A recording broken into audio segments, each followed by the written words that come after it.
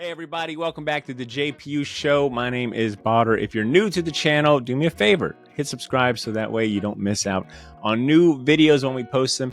And if you're listening to the podcast version, also subscribe so you don't miss out on new episodes when they drop. If you're a regular and you're back for your weekly dose of the JPU show, welcome back. Thanks for coming. Thanks for being a member, a listener, a subscriber. I've already introduced myself, right? I said Botter. I'm Botter. And I've got my co-host, Blythe Brumley, here with me. Hey, Blythe. Hello. There you go. You didn't say big brain. Oh, now you miss it. Huh? Depending on the order of the episodes we drop it in, this will be a very confusing back and forth. But if you watched our Promoting Your Podcast to LinkedIn episode, this will make sense. But anyways, we are here today to talk about why and how to organize your podcast content. Now, Life, I took this as how to literally just organize your content, which, if I'm being honest with you, I have got my own process, and I would firmly believe if someone on the outside looked at it, they'd be like, huh, that's not very organized. No, I kid. I do have my own process, and I think that is probably something that is an interesting part of podcasting is that everyone has their own way of doing things, right? Obviously. And organization is maybe a topic that we haven't discussed a lot with I think between ourselves. Well, actually no, between us we're always talking about the best practices on, storage and this and that. But I don't think it's a topic that we bring up a lot in our meetups. And so I'm not quite familiar with how other folks like organize their content. I'm taking that since you brought up this topic, that you provided this topic, that you want to talk about how to store your episodes, or you're talking like planning your content? No, I'm actually talking. This is our pre-production show, ladies and gents. I am actually talking, which I think both of those are really good topics, and we could talk about them in future episodes if people are interested. Just on the sort of the process side of things. I'm a huge process nerd, but I'm more talking about on the front end side of things, when you organize your content to make it as easy as possible for your audience to find the topics that they're genuinely interested in hearing more about. And so for a lot of podcast hosts, especially Buzzsprout, that's the one I use, that's the one you use, we love them. And they have episode players. And with their episode players, you can either embed your entire podcast catalog. You can embed, when I say embed, this is like a little bit of web code that you can copy and you can paste into your website or paste it into a blog, and it will be an audio player that other people can see and they can interact with.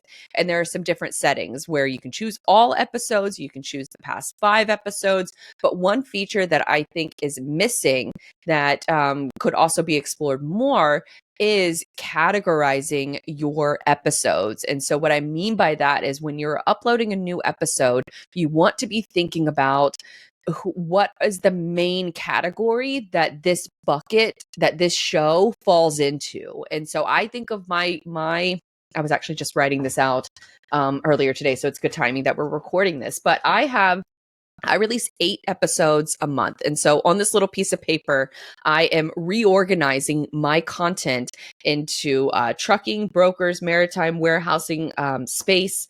And then I have a couple more for sponsors, and then one more for, freight friends, which if you don't work in logistics, none of this probably makes sense. But the gist of it is that I have 8 main categories for 8 episodes a month. I want to hit on each of those topics. And so each of those topics has, of course, a bunch of subcategories. But if I'm uploading a new episode inside of Buzzsprout, I can go into that specific episode and I can write out trucking for that specific episode, or another one, space, for that logistics, category of what the kind of content that I'm going to be covering. Then from there, I can get a custom player from Buzzsprout that only uses that category and put it up on a landing page, put it up in, wherever you are embedding your podcast players. So that's one little trick that I don't think a lot of podcasters are using. And I think that they would be well served to use them. Now, there's a couple other things that I could talk about from an email marketing perspective and also a website perspective, but I'm curious to know if you have tried any of sort of the categorizing your episodes. Maybe it's I don't know, like interviews. Maybe that's a category that you're using. Maybe it's a specific kind of interview. Have you used any other categories or different players? Yeah, so yes and no. I do tag my episodes by, if they're interviews, it's interviews. I also tag like the name of the person in case maybe I have them back on and I want to compile those episodes. I guess thinking about the buckets of my show, either I'm interviewing someone, whether it be a writer, artist, a professional, etc. I do tag those episodes interviews. So you tag them as type, not the type of content. Come again?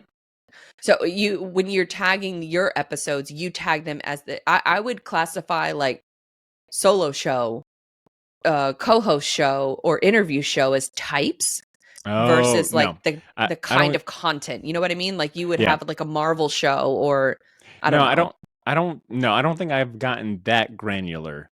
Now, granted, I hopped into Buzzsprout like 6-7 years in, so there's 6 years worth of episodes that are not tagged accordingly. And even then, when I joined Buzzsprout, I didn't quite adhere to that practice that well.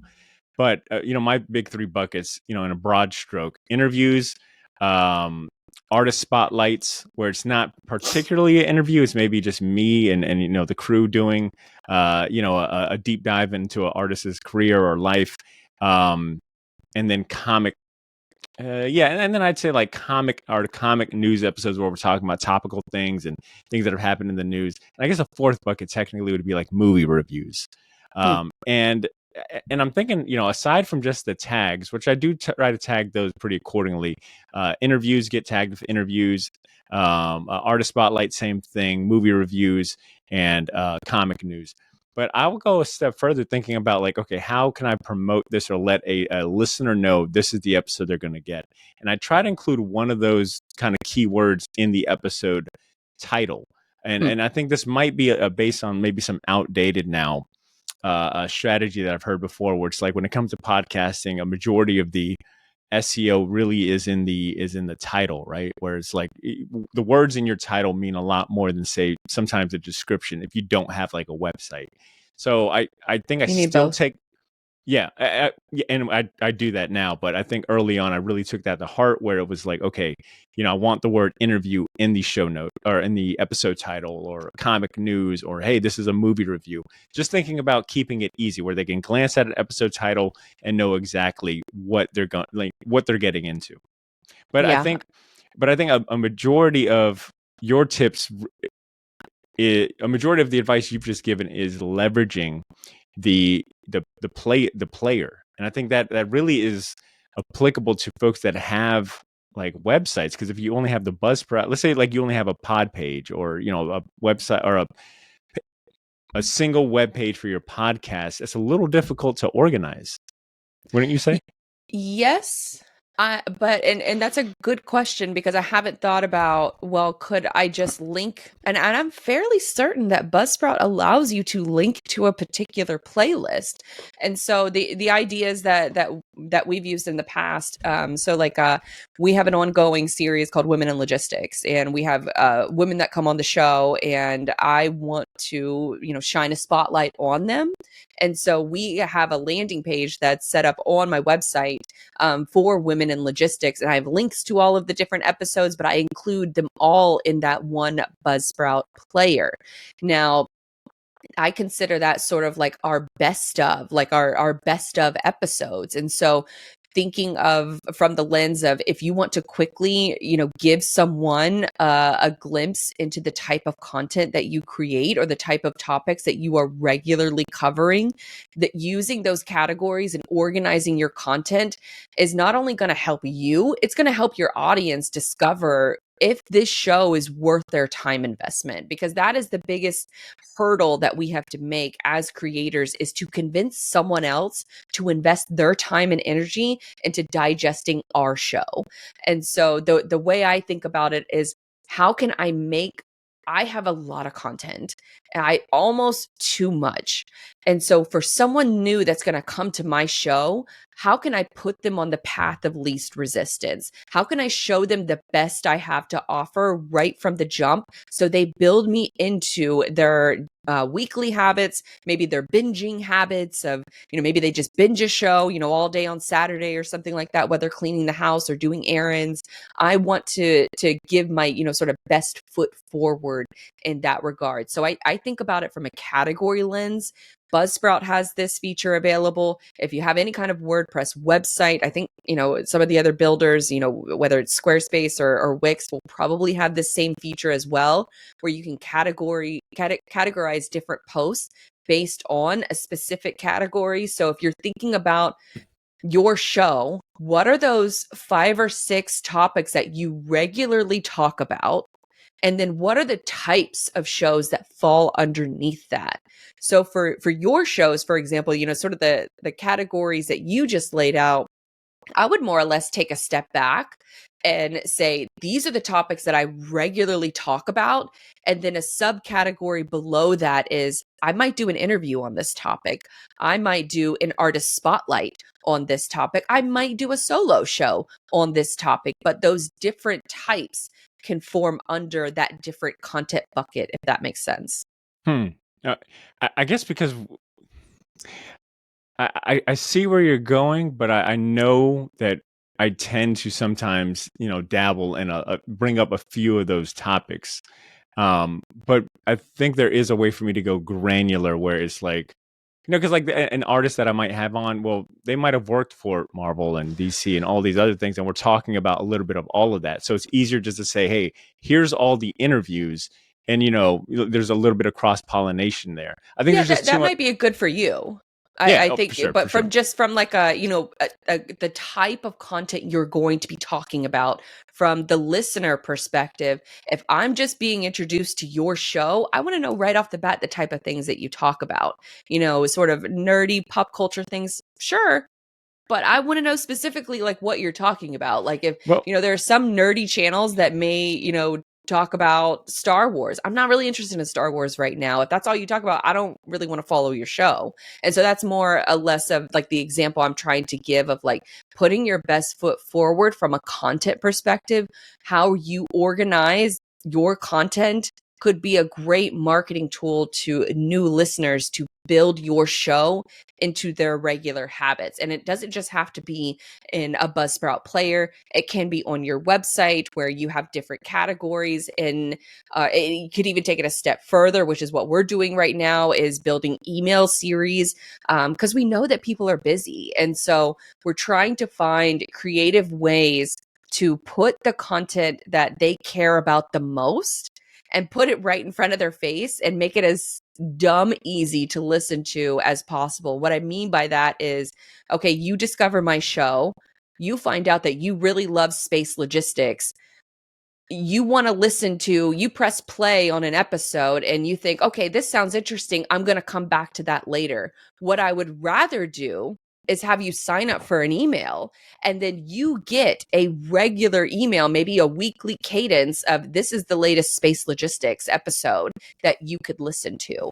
And then whenever I add new content to that, I'm automatically sending you an email because of just the way that categories work, on a website, which is a totally like separate discussion. But there are some different like automations and ways to think about this, where you could start at just really like the granular level, where you're thinking about your different content buckets, building those players out on your podcast host. So then that way, if someone is interested in seeing more of your content, you can maybe link directly to that player, which I thought I saw you Googling. I'm not sure if you actually went and looked to see if that's an option.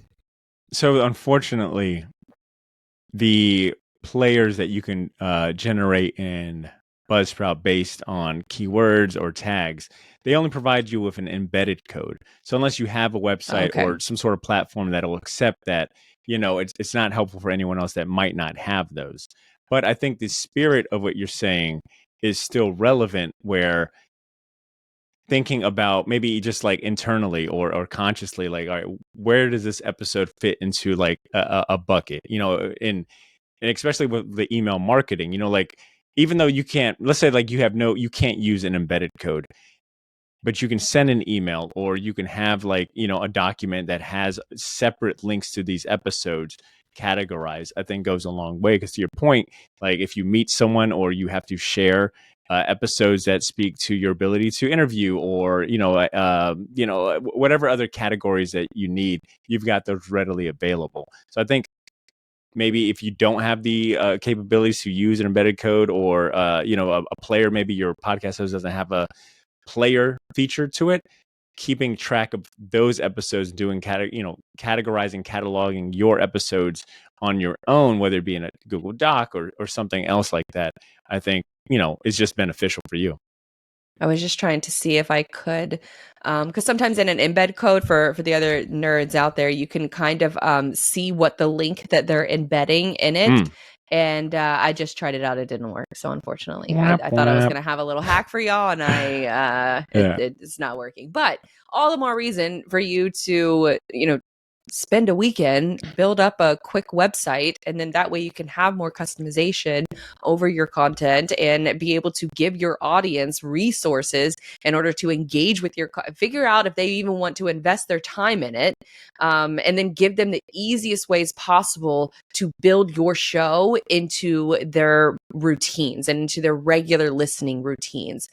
So that's the lens that I see it through, is that how can I best organize my content so then that way the people who are listening to the show can hear more of what they want. Not every episode is going to be great for that particular person, but how can I find these little tweaks and these little hacks that will put the content that they genuinely want to see in front of their face on a regular basis.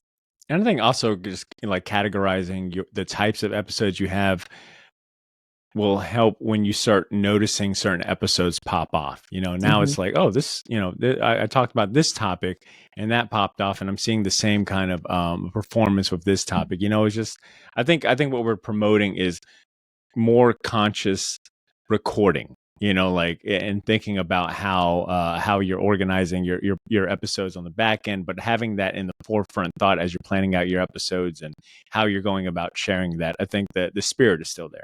That's pretty much it. I would just strongly encourage folks to think about it from the listener perspective, and how can you make someone turn in from just a passerby into a diehard fan. That's what we all want with our shows, and you really have to think about it from their perspective, and also think about it from your own habits, like when you pay attention to when you first find a show, like how are you finding the episodes to listen to?